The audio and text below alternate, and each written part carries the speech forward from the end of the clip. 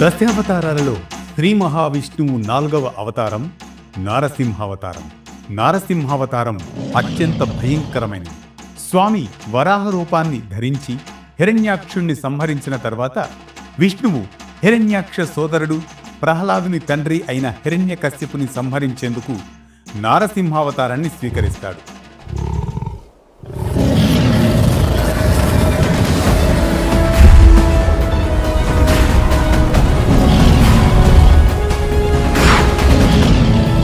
ప్రహ్లాదుడు విష్ణువు యొక్క పరమ భక్తుడు. నారసింహుడు నరుడు, సింహం అంటే వరుసగా మనిషి, సింహం ఈ 2 రూపాల కలయిక. ఆయన చక్రం, గద, గోళ్లతో కనిపిస్తాడు. ఆయన మహారథి అంటే ఒకేసారి 7,20,000 మంది యోధులతో పోరాడగలడు.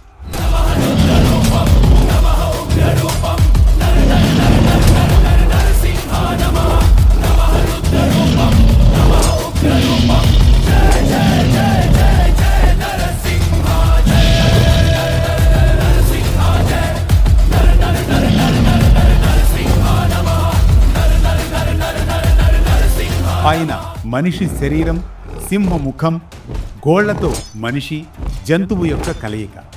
4వ అవతారం హిరణ్యకశ్యపునికి బ్రహ్మదేవుడు ఇచ్చిన వరం వల్ల ఉద్భవిస్తుంది. హిరణ్యకశ్యపుడు తన సోదరుడి మరణానికి ప్రతీకారం తీర్చుకోవాలని నిశ్చయించుకుంటాడు. కఠినమైన తపస్సు చేసి బ్రహ్మను మెప్పిస్తాడు. బ్రహ్మ ఉద్భవించి హిరణ్యకశ్యపునికి ఒక వరం ఇస్తాడు.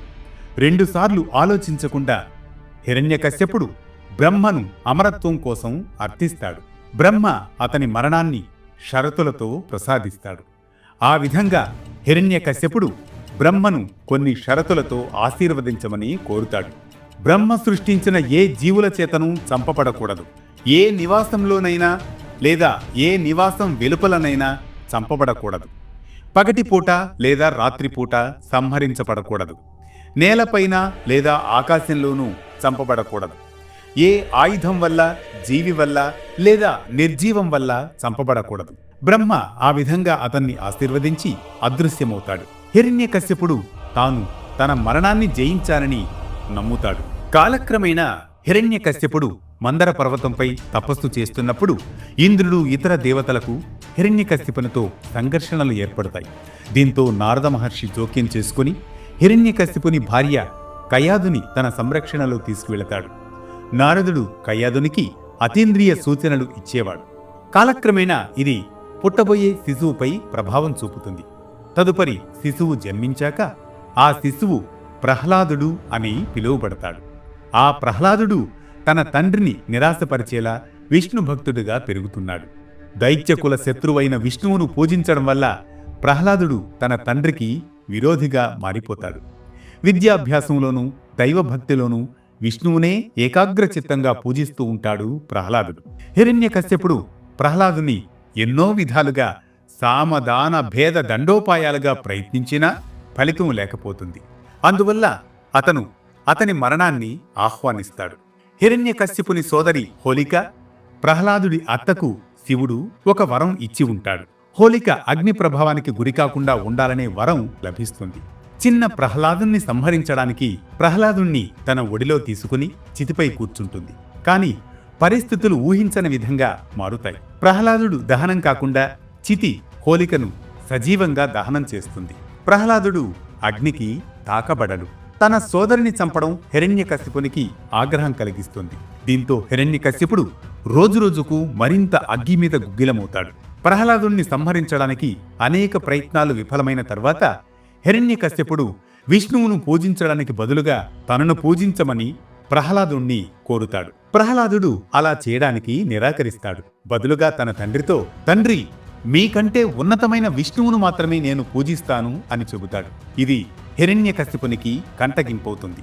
విష్ణువు సర్వోన్నత శక్తి, సర్వవ్యాపి అయితే అతను తన ముందు ఉన్న స్తంభంలో ఉంటాడా అని ప్రహ్లాదుణ్ణి ప్రశ్నిస్తాడు. తండ్రి, భగవంతుడు ప్రతి చోట ఉన్నాడు అని ప్రహ్లాదుడు బదులిస్తాడు. దీంతో హిరణ్యకశ్యపుడు తన గదను తీసుకుని స్తంభాన్ని బలంగా పగలగొడతాడు. అక్కడ నుండి నరసింహావతారంలో సగం సింహం, సగం మనిషి అయిన విష్ణువు బయటకు వస్తాడు. ఆ స్వామి హిరణ్యకశ్యపుడి వైపు వెళ్ళి నరసింహస్వామి హిరణ్యకశ్యపుడిని అమాంతంగా ఎత్తి ప్రాంగణంలో తన తొడల మీద ఉంచి తన గోళ్లతో ఛాతీని చీల్చుతాడు. ఆ విధంగా పగలు లేదా రాత్రి కాని వేళ సంధ్యా సమయంలో హిరణ్యకశ్యపుని నరసింహస్వామి సంహరిస్తాడు. అందువల్ల హిరణ్యకశ్యపుని చంపడంలో వరం మినహాయించబడలేదు. స్వామి మానవుడు కాదు, జంతువు కాదు. అందువల్ల హిరణ్యకశ్యపుని సంహరించడంలో వరము ఏమాత్రం మినహాయించబడలేదు. నారసింహావతారం మానవుడు లేదా జంతువు లేదా దేవత చేత కాదు, సగం మానవుడు సగం జంతువు చేత చంపబడతాడు. అవతారం తన గోళ్లను ఉపయోగించాడు. అతను నేలపై లేదా ఆకాశంలో కాకుండా భగవంతుని తొడపై ఉంచబడ్డాడు. ఈ కథనం ఎలా ఉంది? మీకింకా ఎలాంటి కథనాలు కావాలో కామెంట్ చేయండి. ఫాలో కండి వేటు న్యూస్.